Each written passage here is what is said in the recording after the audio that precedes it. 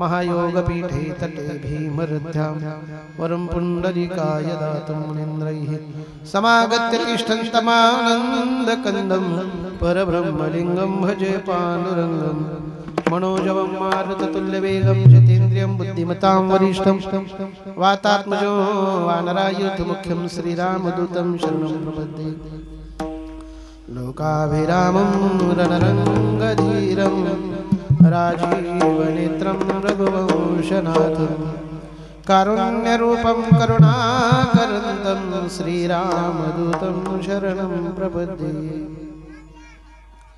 श्री गुरुचरण सरोज रज निजमन मुकर सुधारी वरणव रघुबर विमल जसुजो दायको फलचारी बुद्धिहीन तनु जानिके सुमिरो पवन कुमार बल बुद्धि विद्या देहु मोहि हरहु कलेश विकार जय हनुमान ज्ञान गुण सागर जय कपीसतिहु लोक उजागर रामदूत अतुलित बलधामा अंजनी पुत्र पवन सुत नामा सेवे लागी सेव करालो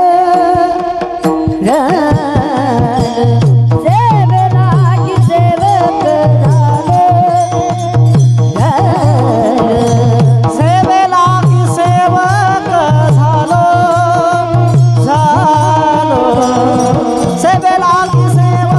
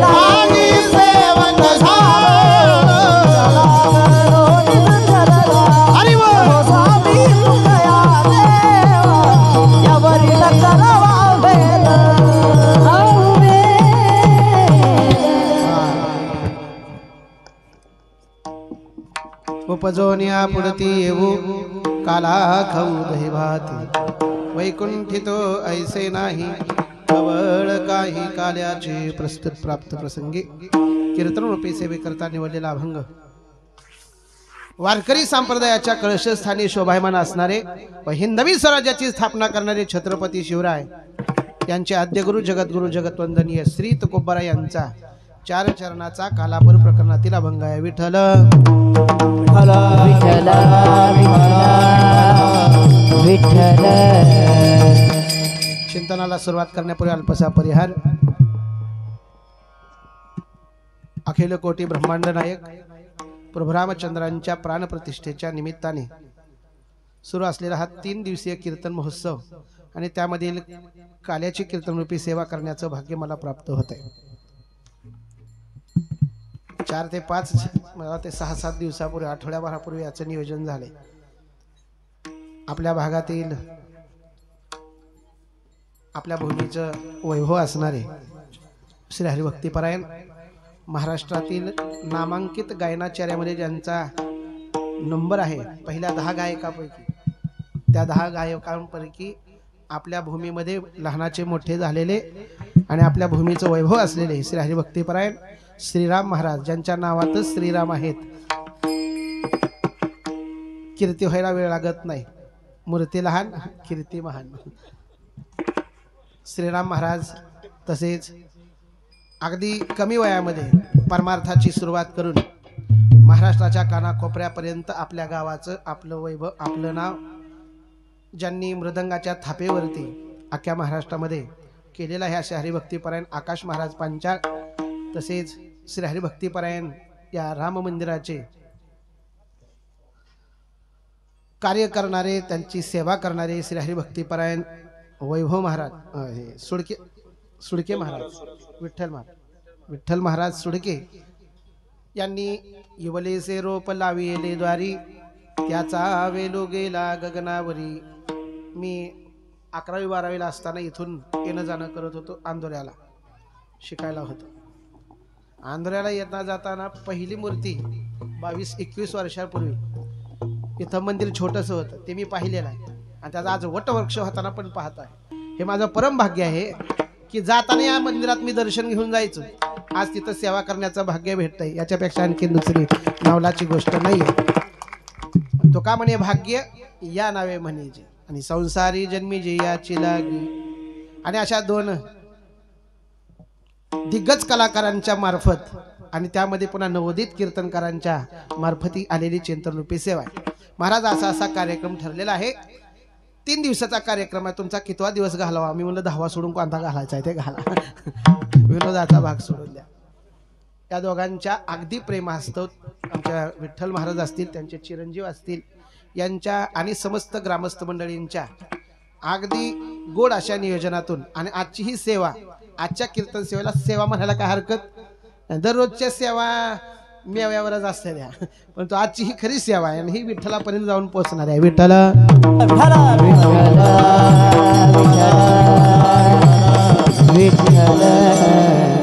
अशी कीर्तनरूपी सेवा माझ्यासारख्या पामराकडे आलेली आहे आणि या कार्यक्रमाचं गोड नियोजन आहे. टाळकरी सुंदर आहेत. उपस्थित सर्व टाळकऱ्यांचा परिचय नाही परंतु सर्वांच्या चरणी दंडवत करतो. तसेच एका सप्त्यामध्ये ज्या कीर्तनकाराचं कीर्तन झालेलं असतं तो कीर्तनकार दुसऱ्या कीर्तनात तर येतच नाही. पण आज महाराजांचं मोठेपण आहे व आमचे लखन महाराज त्यांच्या मनाचं मोठेपण आहे. ते आज टाळ घेऊन या कीर्तनाला उपस्थित आहेत. मोठ्यांच्या हाताखाली शिकलेले आहेत.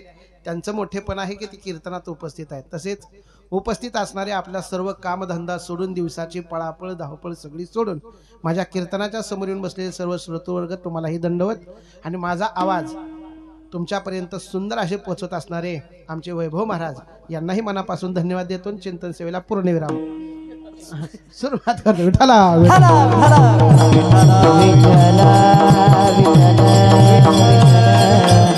कार्यक्रम कशा निमित्त आहे सांगण्याची गरज नाही. सूर्य उगवला की उजेड पडतो. कुणाचा उजेड पडतो हे सांगायची गरज नाही. त्या पद्धतीनं कार्यक्रम सुरू झालाय. कशाचं निमित्त आहे सांगण्याची गरज नाही. बनाएंगे मंदिर हे कसम तुम्हारी राम प्राण से प्यारा है अवधपुरी का राम बनाएंगे मंदिर. लहानपणापासून हे गीत ऐकत होतो पण त्याची प्रचिती 2024 ला आली. 39व्या वर्षी मला हे सौभाग्य प्राप्त होतंय. ऐका जगामध्ये नाव गाजतंय. आज सगळ्या जगामध्ये नाव गाजतंय का भगवान परमात्म्याचा सोहळा होतोय. एखाद्या साध्या भिकाऱ्याला सुद्धा वाटतं माझं स्वतःचं घर असावं. अरे माझ्या प्रभू रामचंद्राला जगाच्या मालकाला झोपडीत राहावं लागत होतं. 500 वर्षाचा वनवास संपलाय. त्या काळामध्ये मला वाटतं त्रेतायुगामध्ये फक्त 14 वर्षाचा वनवास होता. पण आपल्यासारख्या निर्लज्ज माणसांनी त्यांना 500 वर्षाचा वनवास भोगायला लावलाय. विठ्ठला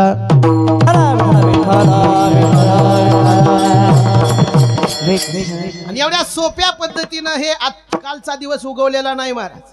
कितीतरी माणसांनी बलिदान दिलेलं आहे त्याच्यासाठी. पुरुषांनी तर दिले पण 2000 महिला घेऊन एक स्त्री गेली होती अयोध्येला आणि त्या अयोध्येमध्ये 2000 स्त्रियांची कत्तल करण्यात आली होती. शरयू नदीमध्ये पाणी दिसत नव्हतं तर रक्तरंजित असा कुंकवाचा सडा टाकल्यासारखा तो शरयू नदी दिसत होती. इतक्या लोकांनी बलिदान दिले आणि त्यावेळेस कुठं आपल्याला हा दिवस पाहायला भेटतोय. हे आपण भाग्यवान माणसं आहेत. अजून पुढे जाऊन सांगू का 2 वर्षाचा कोरोनाच्या काळामध्ये आपण जर मेलो असतो तर आज आपल्याला हा क्षण पाहायला भेटला नसता.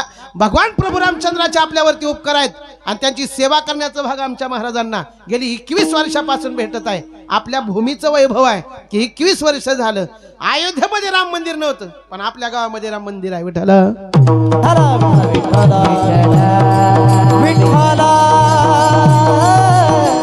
म्हणून तुम्ही भाग्यवान माणसं आहेत. अयोध्येमधली माणसं कमी नशिबी होती, त्यांना दर्शन घेता येत नव्हतं. पण आपण नशिबवान माणसं आहेत, दररोज पाहायला आपल्याला भेटत होतं. पण किती जण येत होते ते आपला आपला प्रश्न आहे.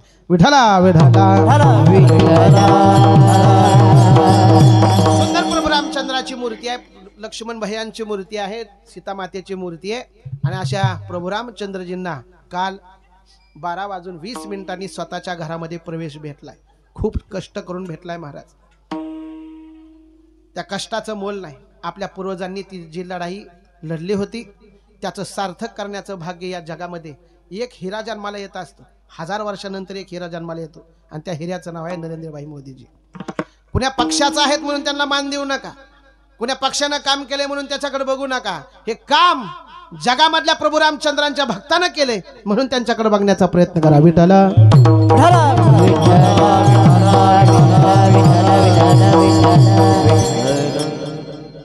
नरेंद्रभाई मोदींना अजून पुढे जाऊन सांगू का? कबीरा जब हम पैदा हुए जग हंसे हम रोए, ऐसी करनी कर चलो जग हंसे हम रोए. कबीरदास महाराजांचा दोहा नरेंद्रभाई मोदीजींनी सार्थकी लावला. कबीरदास महाराज म्हणतात, ज्यावेळेस आपण जन्माला येतो त्यावेळेस सगळं जग हसायलेलं असतं आणि आज जो जीव जन्माला आला आहे तो रडला जातो.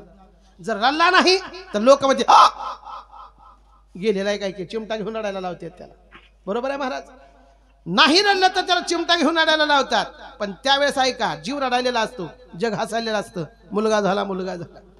परंतु जीवनामध्ये जन्मल्यापासून मरेपर्यंत असं कुठलं तरी एक काम करा, जगानं रडलं पाहिजे आणि आपण हसत हसत या जगाचा निरोप घेतला पाहिजे. ऐका, आता जोपर्यंत चंद्र सूर्य आहे, जोपर्यंत पृथ्वी आहे, तोपर्यंत नरेंद्रभाई मंदिर तर राहणारच आहे, पण तोपर्यंत नरेंद्रभाई मोदींचं नाव जिवंत राहणार आहे. मग त्यांचं नाव जिवंत राहणार आहे. आम्ही जय जयकार का करावा? तर अशी आपल्या अनेक पिढ्या म्हणतील, ज्या वेळेस राम मंदिर झालं होतं त्यावेळेस माझा आजोबा जिवंत होता, आपलं ही नाव आजरामर झालेलं आहे. विठ्ठला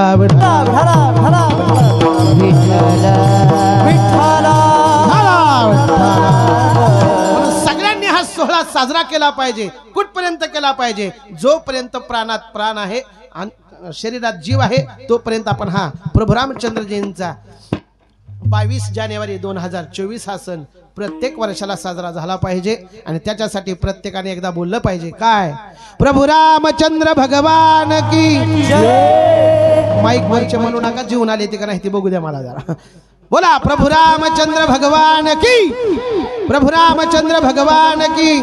श्री राम जय राम जय जय राम, श्री राम जय राम जय जय राम, श्री राम जय राम जय जय राम, श्री राम जय राम जय जय राम, श्री राम जय राम जय जय राम, श्री राम जय राम जय जय. श्री राम जय राम जय जय राम, श्री राम जय राम जय जय राम, श्री राम जय राम जय जय राम, श्री राम जय राम जय जय राम, श्री राम जय राम जय जय राम, श्री राम जय राम जय जय राम, श्री राम जय राम जय जय राम, श्री राम जय राम जय जय.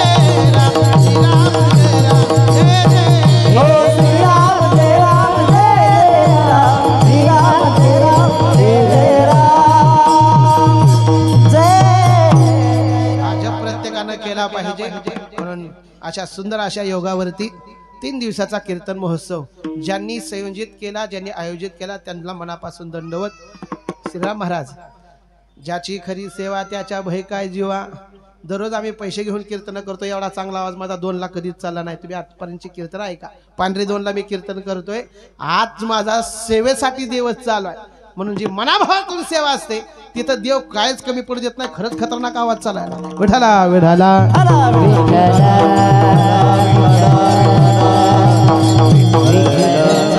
चिंतन रूपी सेवेसाठी जगद्गुरु तुकोबार यांचा 4 चरणाचा कालापूर प्रकरणातील अभंग आहे. सप्ताह 3 दिवसाचा असू द्या, 7, 5, 11 महिना वर्षभराचा असू द्या, काला झाला की सप्ताह झाला हा नियम आहे.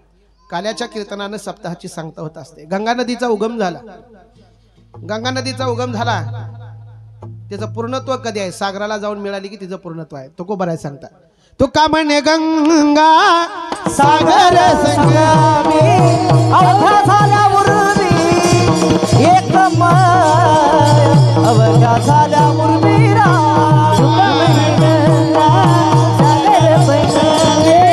अवघ्या झाल्या उर्मी एकमय अवघ्या झाल्या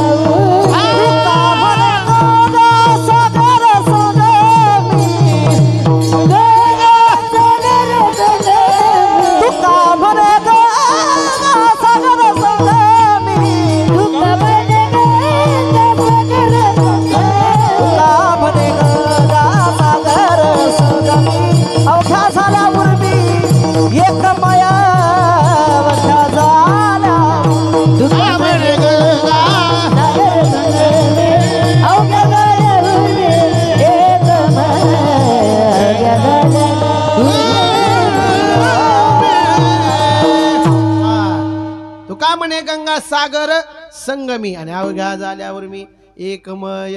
गंगे नदीचा उगम झाला की सागराला जाऊन मिळेल तिचं पूर्णत्व आहे. मंदिर सुरू केलं, पाया घालला, भिंती घेतल्या, स्लॅब टाकला, मध्ये नेऊन मूर्ती बसवली, मंदिर पूर्ण होत नाही. शिखर बांधलं, मंदिर पूर्ण होत नाही. पण एकदा का कळस बांधला, मंदिराच्या काम कळसू.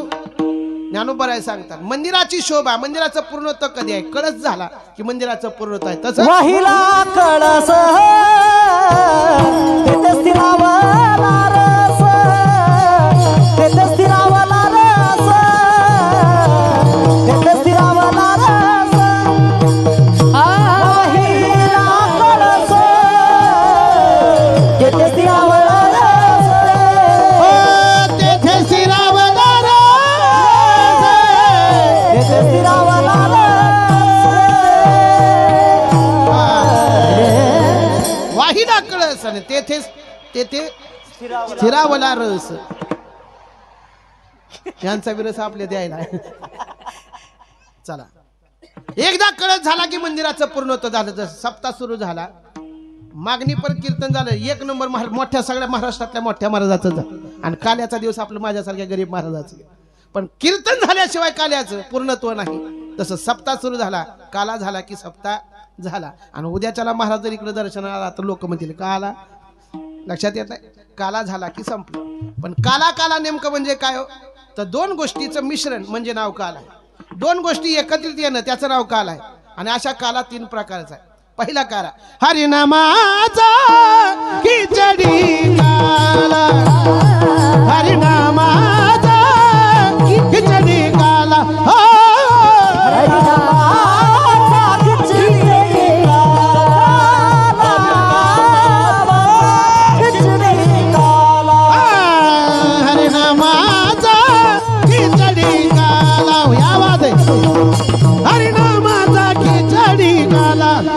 हो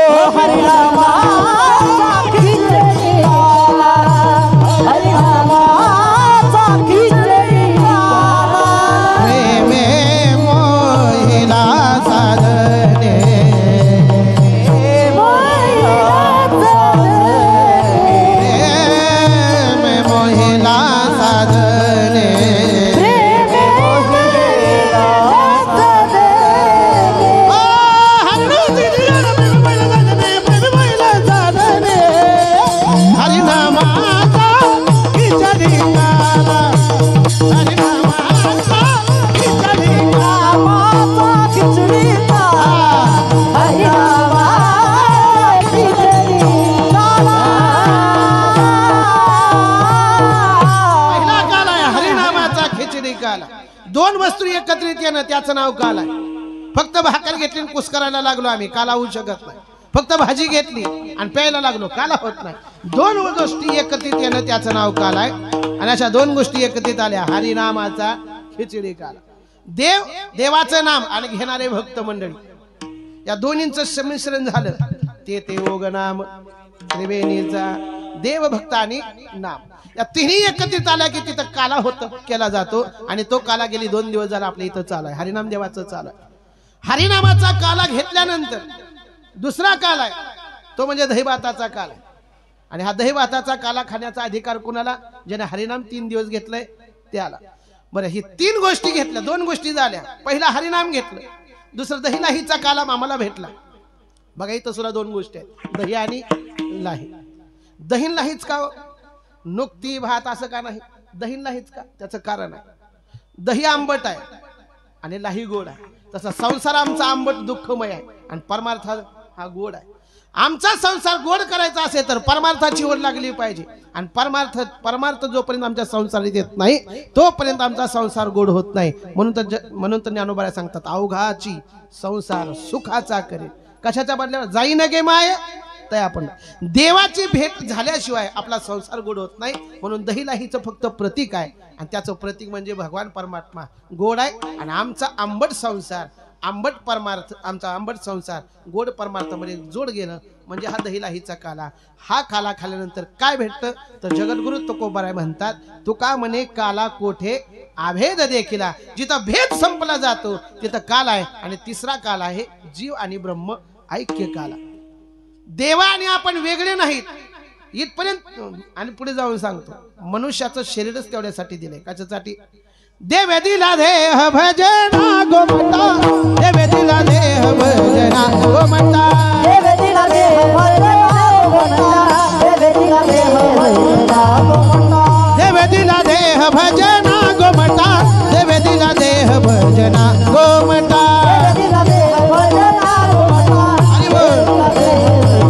गोमता, हे तोया झाला फाटा बाधिकेचा, तोया झाला फाटा बाधिकेचा, तोया झाला फाटा बाधिकेचा, तोया झाला फाटा बाधिकेचा, तोया झाला फाटा बाधिकेचा, बाधिके, तोया झाला फाटा बाधिकेचा, बाधिकेचा. देवे दिला देह भजना गोमता, देवे दिला देह भजना गोमता, गोमता, देवे दिला देह भजना गोमता.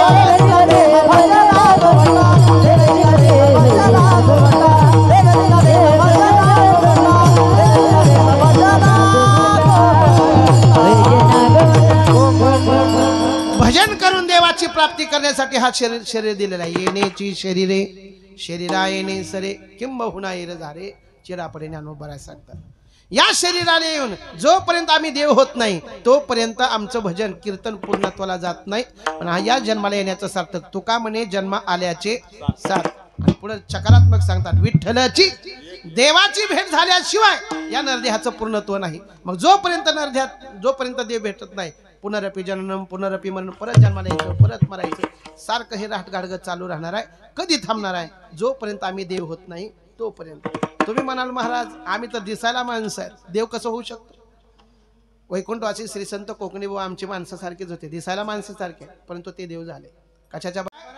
तुमचं म्हणणं मला जरा चुकीचं वाटतंय. मी पुन्हा जन्माला येईन, कारण पुन्हा जन्माला येण्यासाठी जगद्गुरु तुकोबारायांना सांगितलं तुमचे अनेक प्रमाण आहेत. जन्म घेण्यासाठी 3 गोष्टी महत्वाच्या आहेत. पहिली गोष्ट, जन्म घेणे लागे वासनेच्या संगे. जगद्गुरु तुकोबाराय म्हणायला लागले जन्म घेण्यासाठी वासना चांगली पाहिजे. घेईन मी जन्म यासाठी देवा, घेईन मी जन्म यासाठी देवा, घेईन मी जन्म यासाठी देवा, घेईन मी जन्म यासाठी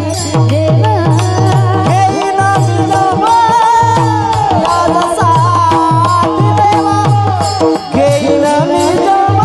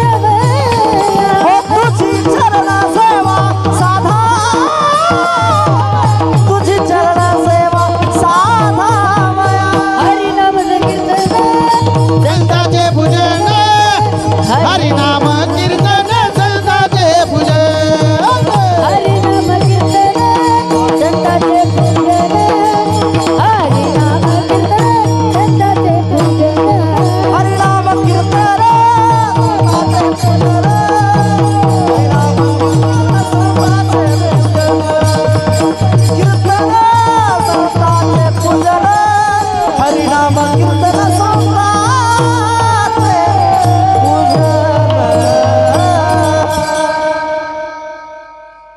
मला वाटतं कीर्तन 4 वाजेपर्यंत करायचंय काय की पुन्हा पुन्हा माघारी रिवर्स आलोय. चला. घेईन मी जन्म याजसाठी देवा, तुझी चरण सेवा पांडुरंगा किंवा साधावया. एक जणानं शेतामध्ये बाबळीची झाडं लावली. काय लावले? बाबळीचे झाडं लावले. आणि बाबळीचे झाडं लावल्यानंतर 20 वर्ष पाणी घालू लागला आणि 20 वर्ष वाट बघायला. एक जण म्हणला, अरे हे झाडं भरपूर वाढलेले, लोक झाडं चांगली लावतात, आंब्याची लावतात, मी बी त्याचीच वाट बघतोय म्हणला. झाडं लावलेत पण आंबे कसं काही ना गेलेत त्याचीच वाट बघतोय. 20 वर्ष झालं म्हणलं. त्यानं म्हणला, तुझं काय झालं, डोकं कमी आहे का? एक तर शेतामध्ये चांगली चांगली झाडं लावतात, तू बाबळीची झाडं लावली ती, आणि आंब येत कसं काय ना म्हणून वाट बघायला लागला. अरे बीज बोया बबुल का तो आम कहा से आए. बाबळीची झाडं लावल्यावर आंबे भेटतील का? नाही भेटणार. मग त्याच्यासाठी आंबे लावले पाहिजे. तसे श्रीराम महाराजांनी झाड लावले आंब्याचं, इकडं फळ यायला लागले. विठाला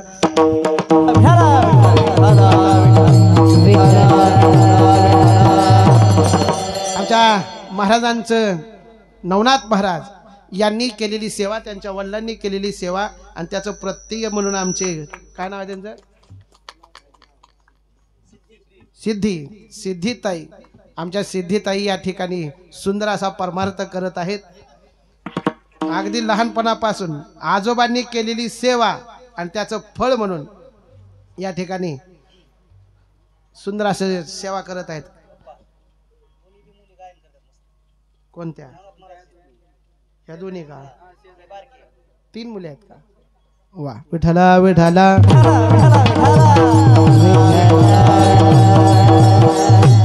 प्रभू रामचंद्रांची तुम्ही केलेली सेवा त्याचं फळ म्हणून हे प्रत्यय आहे.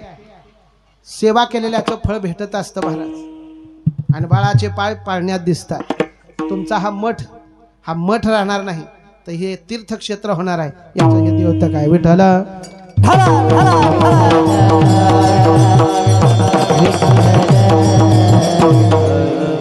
चला.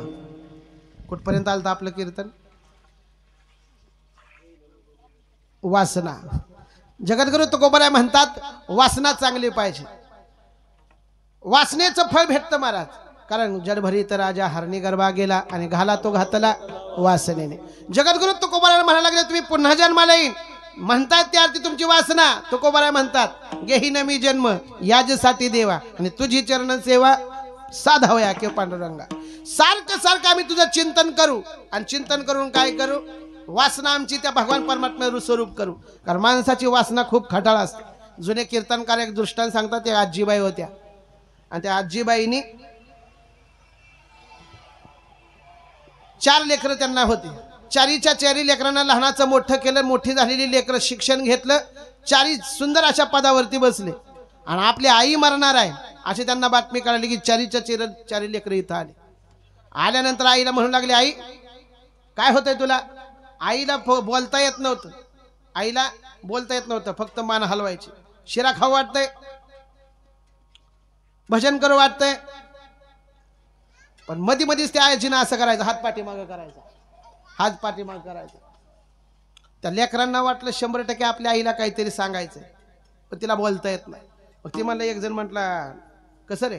ते मला माझ्याकडे एक इंजेक्शन आहे, ते देऊ आपण. ती आई बोलायला लागेल. ती मला इंजेक्शनाला खर्च लय होत आहे, हात मागं का करते? आपण आईला विचार, आई हात का पाठीमागं करते? आईला बोलता येत नव्हतं, पण परत एकदा हात पाठीमागं केला. ते एक वकील होता, ते म्हणला 100% आपल्या पप्पानं पाठीमागच्या भिंतीमध्ये काहीतरी पुरून ठेवलेलं असणार. मग काय करावं लागेल? पाडा भिंत. भिंत पाडली, कायच निघालं नाही. तरी पण म्हातारी मागं हात करायला लागली. एक म्हणला, अरे ते मागाचं इंजेक्शन देऊन टाक, ते मला 16 लाखाला भेटतंय. लहानाचं मोठं तुम्हाला केलं, खूप कष्ट केलं. लोकांच्या दारात दररोज जायचं, भांडी घासायचे, दुसऱ्याच्या शेतात जाऊन काट्या कुट्याचा तुडवीत रस्ता, काट्या कुट्याचा रस्ता तुडवला. एखाद्या वेळेस चप्पल घालायला नसायची, शेतात गेलं, पायात काटा मोडला तर तो काटा तसाच टाचेनं रगडायचा आणि काम करायला करायचे. एवढं लहानाचं, एवढं कष्ट करून तुम्हाला लहानाचं. आई आम्हाला सगळं पाठ आहे. ते पुरुषोत्तम दादा गाणं म्हणतात ना, ते सगळं गाणंच पाठ केले आले. आय तडपत्या उन्हात अन रख रख त्या रानात राहिलीच तू ग माझ्यासाठी. कष्टाच्या घामात कधी मिळेल मुठभर घास कधी घडे तुला उपवास ओल्या मातीतून चालताना तुडविले काट्याचे फास हे सगळं पाठ आहे हात का माग करत तीच सांगायला की मग माहिती आहे आम्हाला कष्ट हात का माग करत होतीस ती म्हणली एवढं लहानाचं मोठं करून काय उपयोग झाला नाही ती म्हणजे उपयोग कसा झाला नाही हा इंजिनियर आहे हा डॉक्टर आहे वकील आहे मी शिक्षक आहे उपयोग कसा काय झाला नाही म्हणते तुम्ही पुस्तकं शिकून हुशार झालात पण संसार करायची तुम्हाला अक्कल नाही जाऊ दे ती आम्हाला अक्कल असं नाही तर नसू 20 लाख रुपये घालले तर वाडा पाळलाय हात का माग करत होती तेवढं सांग तिनं सांगितलं एवढं लहानाचं मोठं करून एवढं मी कष्ट करून एवढं उपाशी राहून पोटाला चिमटे घेऊन तुम्हाला शिक आई सगळं पाहत आहे इंजेक्शनाचा वेळ कमी होत चाललाय सांग लवकर त्यानं म्हटले काय नाही हात का मागा करत होती काय नाही म्हणजे एवढं शिक्षण देऊन तुमचं सगळं वाया गेलं कस काय वाया गेलं तुम्हाला संसार करायची अक्कल नाही म्हटली कस काय नाही 7 दिवस झालं पलीकडल्या गलीतल्या गंगूबाईनं आपली पिठाची चाळणी नेली अजून आणून दिली नाही सांगा पिठाची चाळणी कितीला पडली मरायच्या टायमाला आमची जर डोकी पिठाच्या चाळणीत जाऊन अडकून मरायला लागले तर खरं सांगा आमची वासना चांगली आहे आणि एकनाथ महाराज सांगतात वासना वढाळ गाय गाड्या हो वासना वढाळ गाय तिचा हनुने म्हणा बाय तिचा हनुने म्हणा बाय वासना वढाळ गाय गाड्या हो वासना वढाळ गाय वासना वढाळ गाय गाड्या हो वासना वढाळ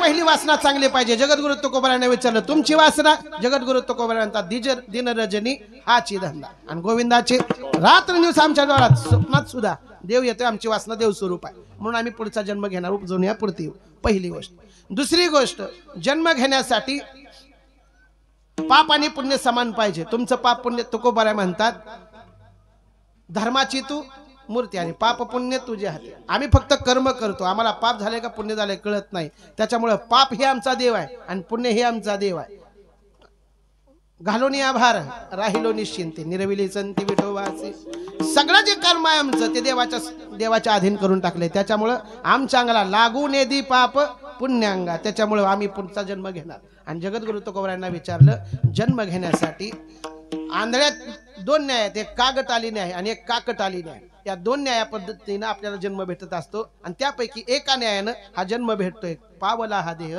काकटाली न्याय आणि त्या न्यायानं आम्हाला हा देह भेटलाय त्याच्यामुळं जगद्गुरु तुकोबाराय म्हणतात मी पुन्हा जन्माला येईन कारण जन्मायचं मरायचं अजून पुढे जाऊन सांगू का तुम्हाला मला जन्माला यावंच लागतं देवाला मात्र आणावं लागतंय आणि संत मात्र येत असतात विठ्ठल तुम्हाला आणि मला यावंच लागतं का केले कर्म झाले त्याची भोग आले वेळ कमी आहे माझ्या चाली घड्याळ आपली चाली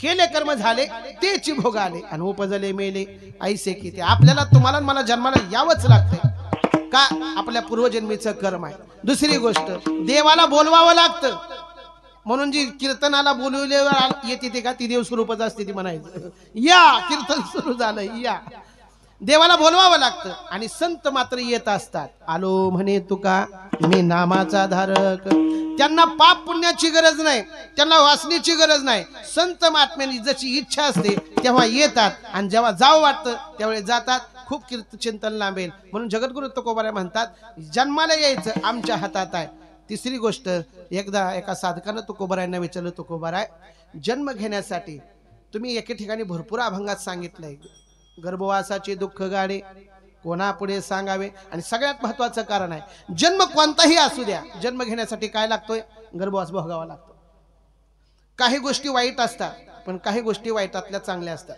काही गोष्टी वाईटातल्या वाईट असतात काही गोष्टी वाईटातल्या चांगल्या असतात काही गोष्टी चांगल्यातल्या वाईट असतात आणि काही गोष्टी चांगल्यातल्या चांगल्या असतात काय समजलं सांगा तेवढं आम्हाला विचारायला तुला कशाला आणले म्हणावं इकडं काय गोष्टी वाईटातल्या वाईट आहे गर्भवास सगळ्यात वाईट आहे सगळ्यात वाईट काय सांगू गर्भीची यातना मज भोगिता नारायणा तुकोबारा हे तुमचं प्रमाण आहे आणि जन्म घेण्यासाठी गर्भवास भोगावा लागतो. मी वाईटातली वाईट गोष्ट सांगतो. वाईटातलं वाईट काय आहे? गर्भवास 9 महिने 9 दिवसाचा भोगायचा. कुठलाही जन्म असू द्या, गर्भवास भोगावाच लागणार आहे. मग वाईटातलं वाईट काय आहे? गर्भवासाला जायचं आणि पशुच्या योनीला जायचं, हे वाईटातलं वाईट आहे. मग वाईटातलं चांगलं काय आहे? 9 महिने 9 दिवसाचा गर्भवास भोगायचा आणि माणसाच्या जन्माला यायचं, हे वाईटातलं चांगलं आहे. काय गोष्टी चांगल्यातल्या वाईट असतात? माणसाच्या जन्माला यायचं आणि पशुसारखं वागायचं, हे चांगल्यातलं वाईट आहे. बरं, चांगल्यातलं चांगलं काय आहे? देवे दिला देह भजना गोमटा, ज्याला कळालं आणि त्यानं भजन करून आपला स्वतःचा उद्धार केला, हे चांगल्यातलं चांगलं आहे. विठ्ठल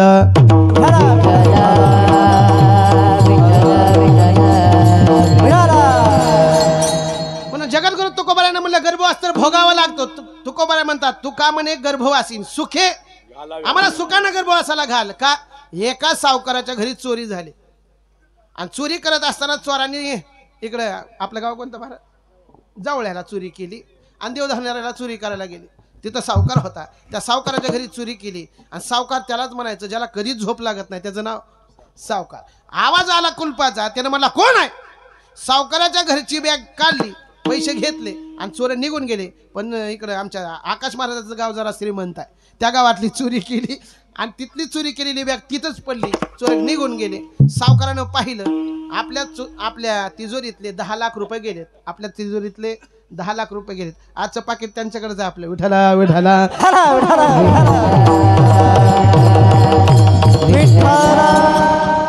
10 लाख रुपये गेलेत. पण कुण्या रस्त्याने चोर आले म्हणून जायला लागले. वाटेमध्ये ती दुसरी केलेली चोरीची बॅग सापडली. त्या चोरीच्या बॅगमध्ये 20 लाख रुपये भेटले. पळतच प्रभू रामचंद्रजीच्या मंदिरात आले. देवा, माझ्या घरी रोज चोरी होऊ दे. चोरी होणं चांगली गोष्ट आहे का? नाही. पण 10 लाख रुपये जाऊन जर 20 लाख भेटत असतं तर चोरी होणे सुद्धा चांगली गोष्ट आहे. तसं गर्भवासाला जाणं वाईट आहे, पण 9 महिने 9 दिवसाचा गर्भवास बाजूला काढला. 100 वर्षाचं आयुष्य आहे. राहिलेल्या 99 वर्षामध्ये गुण गायी नावडी आणि हेची माझी सर्व जोडी. म्हणून तुकोबाराय म्हणतात, मला पुन्हा जन्माला घाल, गर्भवासाचं टेन्शन घेऊ नको. आणि गर्भवासाचं टेन्शन का नाही? आमच्या गर्भवासाचं टेन्शन का नाही? त्याचं कारण आहे अंबऋषीसाठी जन्मसोशी आमच्यावर आलेले सगळे दुःख देवा तू काढून घेतो. म्हणून उपजून यापुरती येऊ आणि काला खाऊ दही भात. आता दही भात खाण्यासाठी जगद्गुरु तुकोबाराय कुठून येत आहेत? वैकुंठातून येत आहेत. आता वैकुंठातलं वर्णन आणि कलियुगातलं आपल्या पृथ्वीवरचं वर्णन जर करायचं झालं तर आपल्याकडे हे रस्त्याला जाताना आपल्याला डांबरीचा रस्ता आहे द्या, पण वरी पाहायला गेलं तर चिंतामणीच्या सडक आहे त्या. चिंतामणी म्हणजे काय? एक दगड आहे आणि त्या दगडाच्या पुढे म्हणलं का मला सुंदर बायको पाहिजे, लगेच ती देऊन टाकते. मला वाटतंय आताच्या काळात एक तरी चिंतामणी माझ्याकडे असावाच. कारण प्रत्येक गावामध्ये 80% पोरं शुभ मंगल कधी होईल याचं टेन्शन मध्ये आहे. ते मी चिंतामणी त्यांच्याकडे नेणार, 1 लाख रुपये द्या म्हणा तुम्हाला पाहिजे तसे. तिथं गेल्यानंतर चिंतामणीच्या सडक आहेत. आपल्याकडे आंब्याची झाड आहेत, पण तिथं झाडं कशाची आहेत? कल्पवृक्षाची झाड आहे. त्या झाडाखाली बसली आणि फक्त कल्पना केली मी आता पंतप्रधान व्हायलाच पाहिजे, लगेच पंतप्रधान. असली झाड आहेत तिथं. प्यायला आपल्याकडे प्यायला कोण म्हणलं 90 बिस्लेरीचं पाणी हो, बिस्लेरीचं पाणी आपल्याकडे प्यायला बिस्लेरीचं पाणी. पण तिथं अमृताचे सरोवर आहेत वैकुंठामध्ये. आणि एवढं सगळं सोडून तुकोबाराय म्हणतात मी कुठं जन्माला येईन? अजून पुढे जाऊन सांगू का? काही जणांना जन्म मिळाला पण ते कळाला नाही, काही जणांना जन्म मिळाला नाही पण त्याचं महत्त्व कळालं, आणि काही जणांना जन्म मिळतही नाही आणि त्याचं महत्त्वही कळत नाही. ज्यांना महत्त्व कळत नाही आणि जन्म भेटत नाही ती पशुची येणी आहे. ज्यांना नरदेह भेटलाय पण त्याचं महत्त्व नाही ते तुम्ही आम्ही आहोत. आणि ज्यांना नरदेह भेटला पण आणि ज्यांना कळाला पण ते संत आहेत. आणि ज्यांना नरदेह भेटत नाही पण त्याचं महत्त्व आहे ते वैकुंठातले देव आहेत. मग वैकुंठामध्ये एवढं सगळं असताना तुकोबाराय तुम्ही पुन्हा जन्माला येईन का म्हणतात? तुकोबाराय म्हणतात वैकुंठात असं नाही. वैकुंठी तो ऐसे नाही, ऐसे हरी बोल. वैकुंठ तो ऐसे नाही, ऐसे नाही. वैकुंठी तो ऐसे नाही, ऐसे नाही. वैकुंठी तो ऐसे नाही, ऐसे नाही.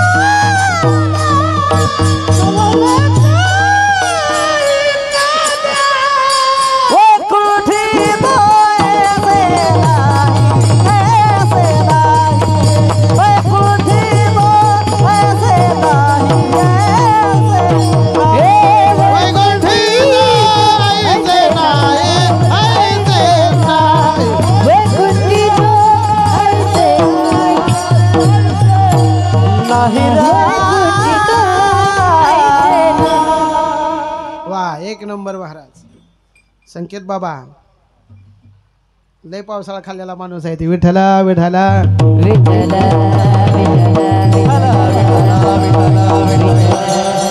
आपल्याला मोठं व्हायचं असेल ना तर मोठ्या माणसांचं अनुकरण केलं पाहिजे. मी पुढे जाऊन सांगू का, अगदी गरीब कुटुंबामध्ये जन्माला आलेले आम्ही माणसं आहोत सगळेच, परंतु आम्ही मोठ्याचं अनुकरण केलं आणि त्यांच्या पद्धतीनं वागायला लागलो म्हणून समाजामध्ये मान आहे आम्हाला. विठ्ठल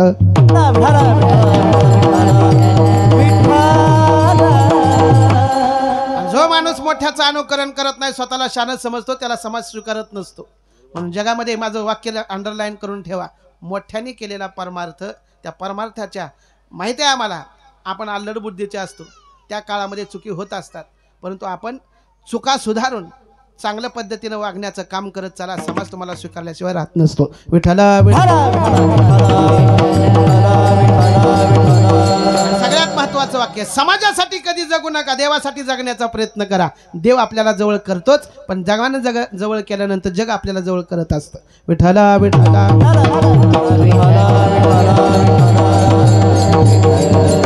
चला. जगद्गुरु तुकोबारायने विचारलं, वैकुंठात तर एवढं चांगलं आहे, मग तुम्ही परत जन्माला खाली काय येता म्हणताय? तुकोबाराय म्हणतात, वैकुंठितो आईसे नाही. आईसे नाही म्हणजे काय? वैकुंठात जाऊन काय बा करावे, उगीच बैसावे मौन रूप.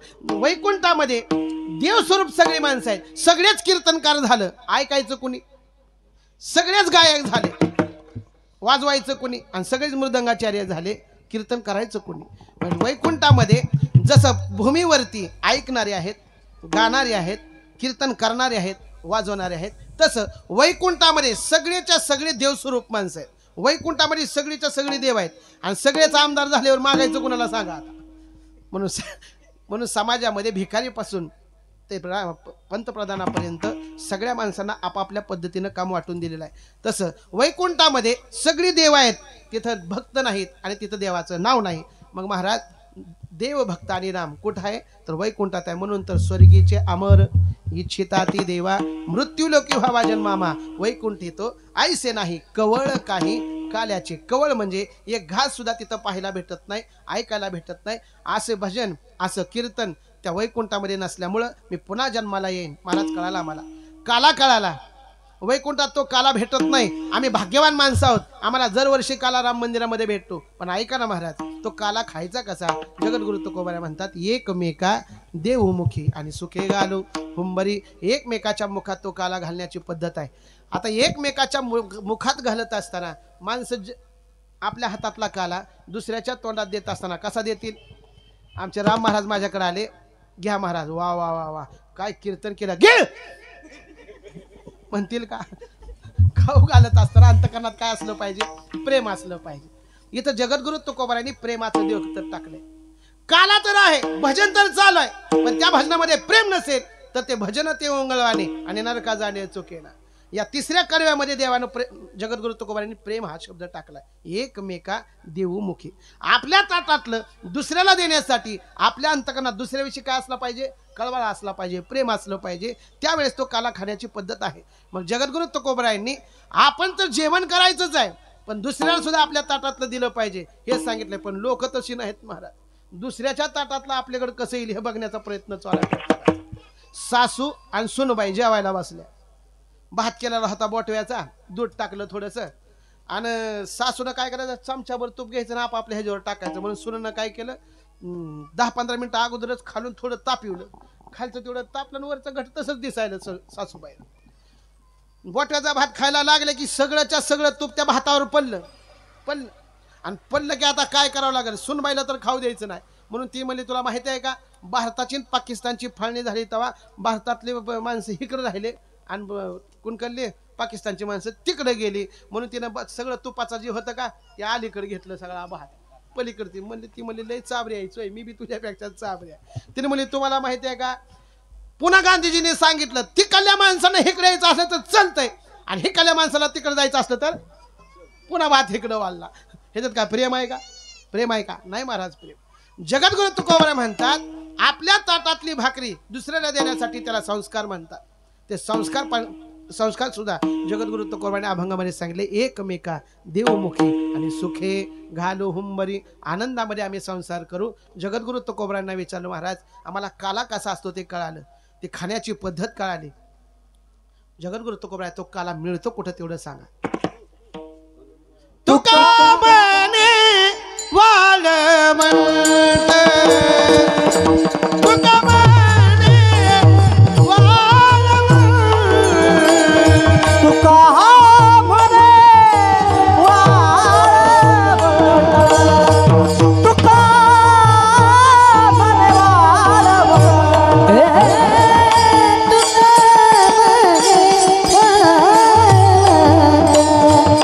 तुका